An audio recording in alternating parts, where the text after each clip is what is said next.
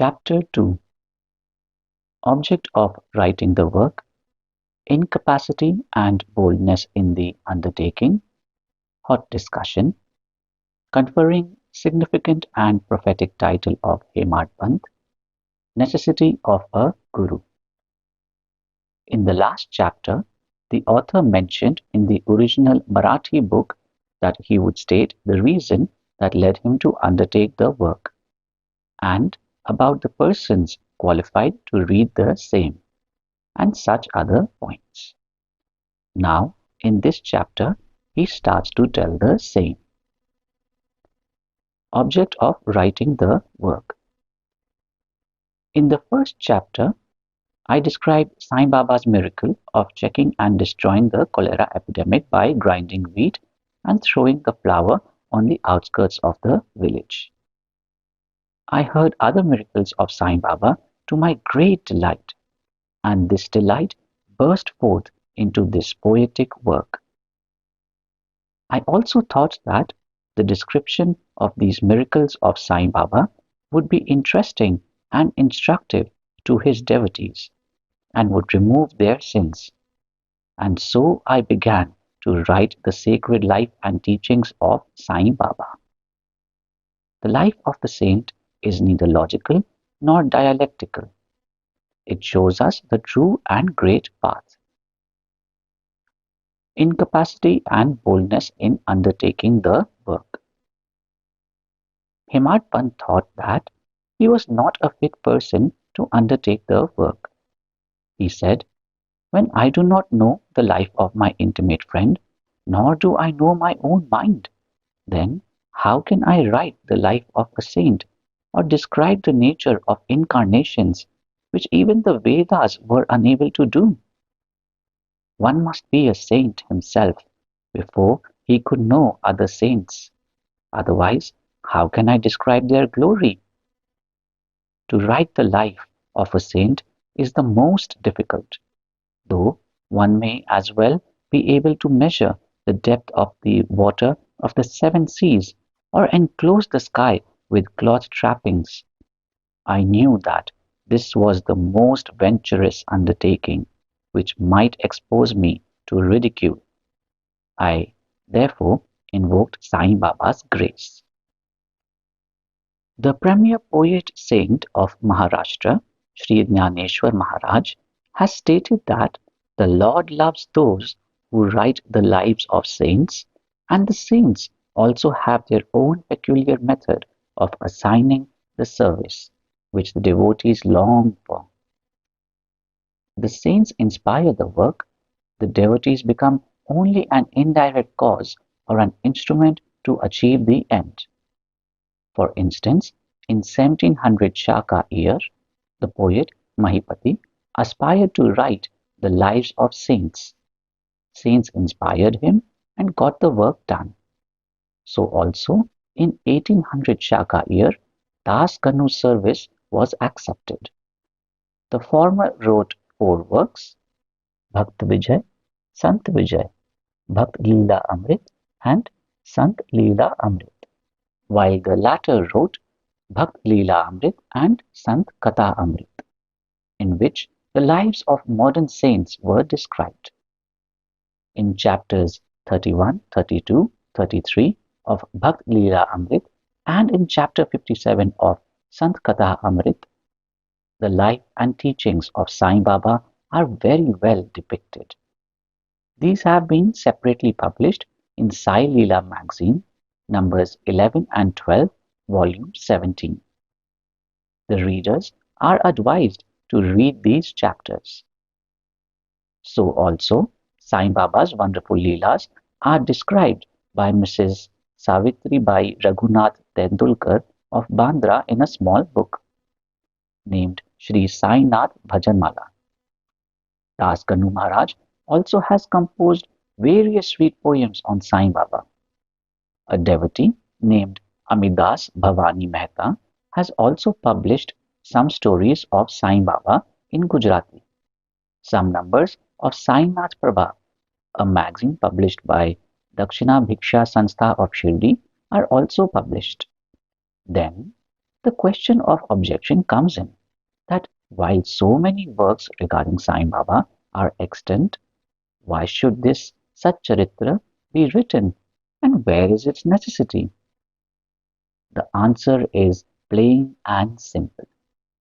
The life of Sai Baba is as wide and deep as the infinite ocean, and all can dive deep into the same and take out precious gems of knowledge and bhakti and distribute them to the aspiring people.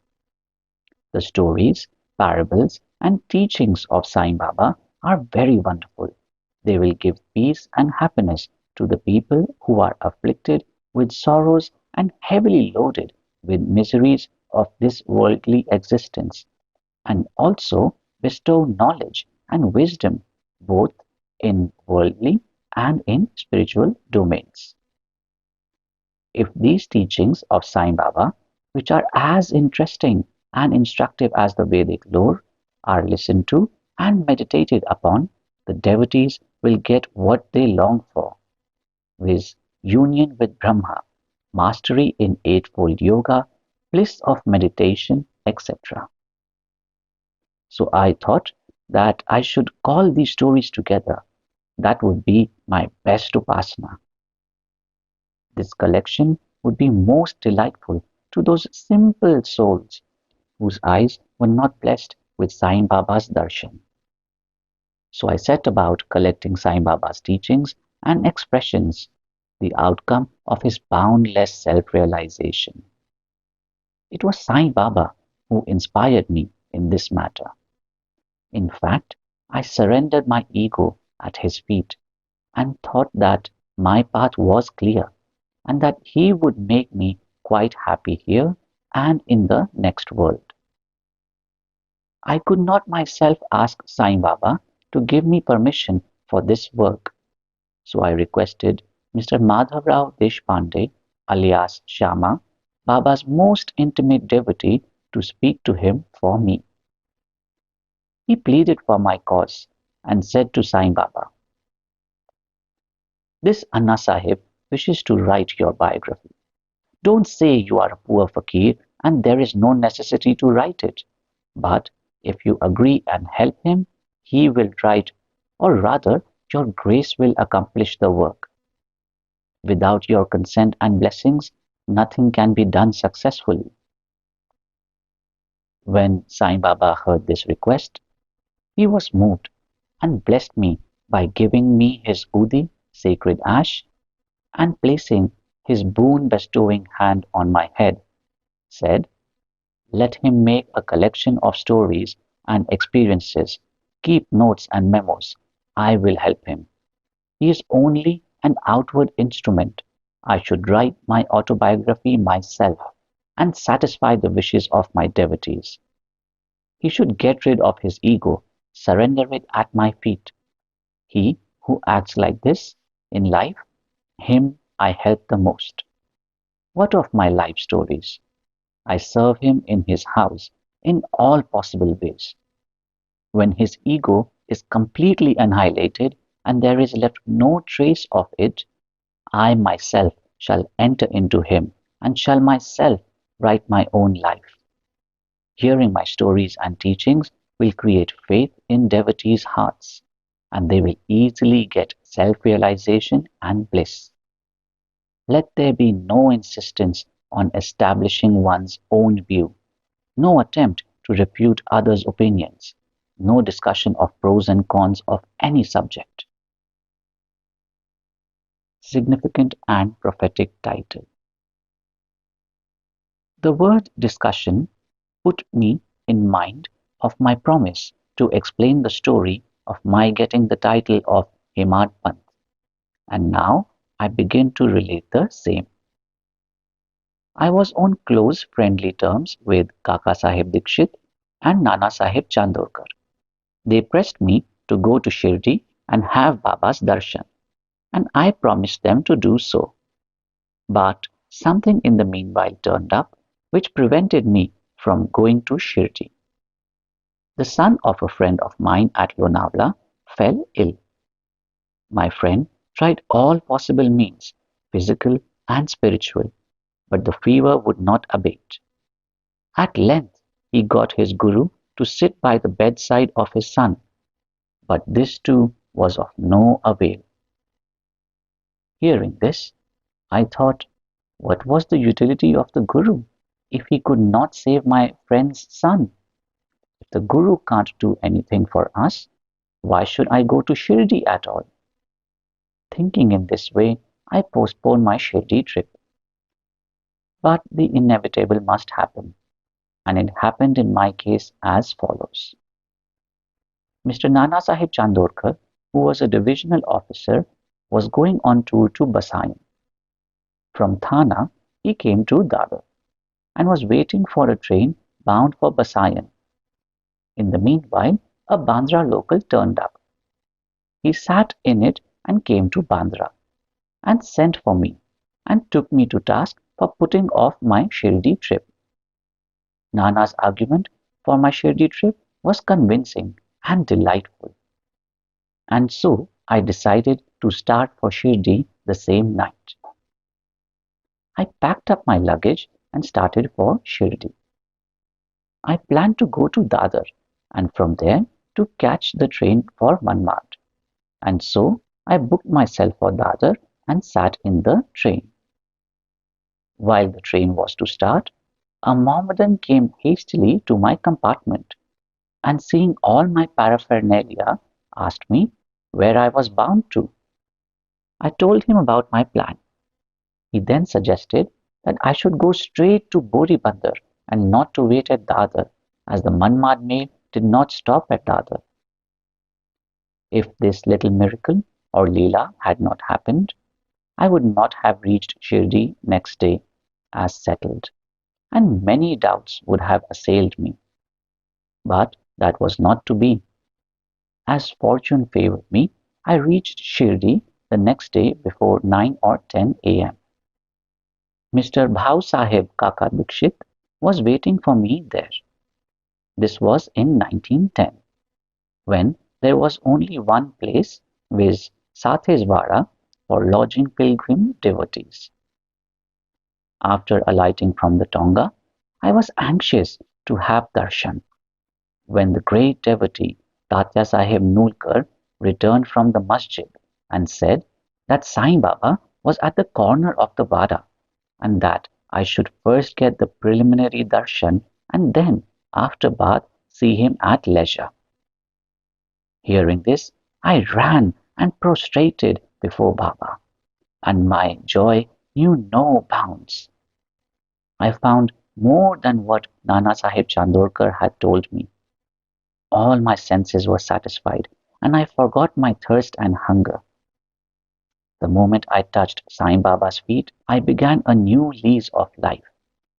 I felt myself much obliged to those who spurred and helped me to get the darshan, and I considered them as my real relatives, and I cannot repay their debt. I only remember them and prostrate mentally before them. The peculiarity of Sai Baba's darshan, as I found it, is that by his darshan our thoughts are changed, the force of previous actions is abated, and gradually non attachment or dispassion towards worldly objects grows up. It is by the merit of actions in my past births that such darshan is got. And if only you see Sai Baba, all the world becomes or assumes the form of Sai Baba. Hot discussion. On the first day of my arrival in Shirdi, there was a discussion between me and Balasaheb Bhate regarding the necessity of a guru. I contended, why should we lose our freedom and submit to others? When we have to do our duty, why a guru is necessary? One must try his best and save himself. What can the guru do to a man who does nothing but sleeps indolently? Thus, I pleaded free will, while Mr. Bhate took up the other side, viz., destiny, and said, whatever is bound to happen must happen. Even great men have failed. Man proposes one way, but God disposes the other way. Brush aside your cleverness, pride, or egoism won't help you. This discussion, with all its pros and cons, went on for an hour or so, and as usual, no conclusion was arrived at. We had to stop the discussion ultimately, as we were exhausted. The net result of this was that I lost my peace of mind and found that unless there is a strong body consciousness and egoism, there would be no discussion. In other words, it is egoism which breeds discussion. Then, when we went to the masjid with others, Baba asked Kaka Sahib Dikshit the following: what was going on in the Sathe's Vada? What was the discussion about? And staring at me, Baba further added, what did this Hemadpant say? Hearing these words, I was much surprised. The masjid was at a considerable distance from Sathewara, where I was staying and where the discussion was going on. How could Baba know our discussion unless he be omniscient and inner ruler of us all? I began to think why Sai Baba should call me by the name Hemadpant. This word is a distorted form of Hemadripant. This Hemadripant was a well-known minister of the kings Mahadev and Ramdev of Devgiri of the Yadav dynasty. He was very learned, good-natured, and the author of works like Chaturvarga Chintamani, dealing with spiritual subjects, and Raja Prashasti. He invented and started new methods of accounts and was the originator of the Modi Marathi shorthand script. But I was quite the opposite, an ignoramus and of mediocre intellect. So I could not understand why the name or title was conferred upon me. But thinking seriously upon it, I thought that the title was a dart to destroy my ego, so that I should always remain meek and humble. It was also a compliment paid to me for the cleverness in the discussion.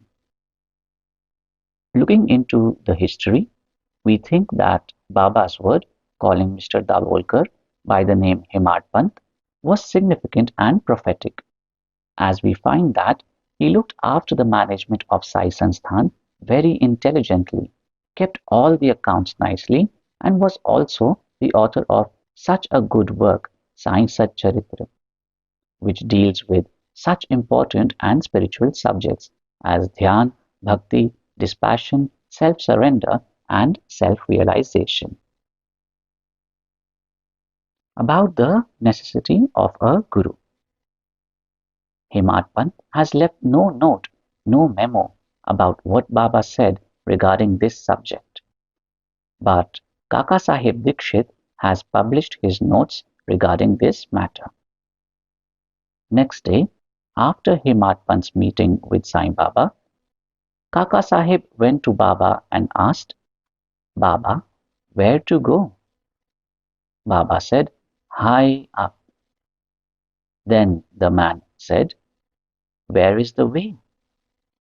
Baba said, there are many ways leading there. There is one from here, Shirdi also. The way is difficult. There are tigers and wolves in the jungles on the way. Kaka Sahib asked, but Baba, what if we take a guide with us? Baba answered, then there is no difficulty. The guide will take you straight to your destination, avoiding wolves, tigers, and ditches, etc. on the way. If there be no guide, there is the danger of your being lost in the jungles or falling into the ditches. Mr. Dabolkar was present on this occasion, and he thought that this was the answer Baba gave to the question whether Guru was a necessity. Wide Sai Leela, Volume 1, Number 5, page 47. And he thereupon took the hint that No discussion whether man is free or bound is of any use in spiritual matters, but on the contrary, real Paramarth is possible only as the result of the teachings of the Guru, as is illustrated in this chapter of the original work. In the instances of great avatars like Ram and Krishna, who had to submit themselves to their gurus Vasishtha and Sandipani respectively, for getting self-realization, and that the only virtues necessary for such progress are faith and patience. White, Science Satcharitra, Chapter 2, 191, 192. Bow to Shri Sai, peace be to all. Mohanji loves you.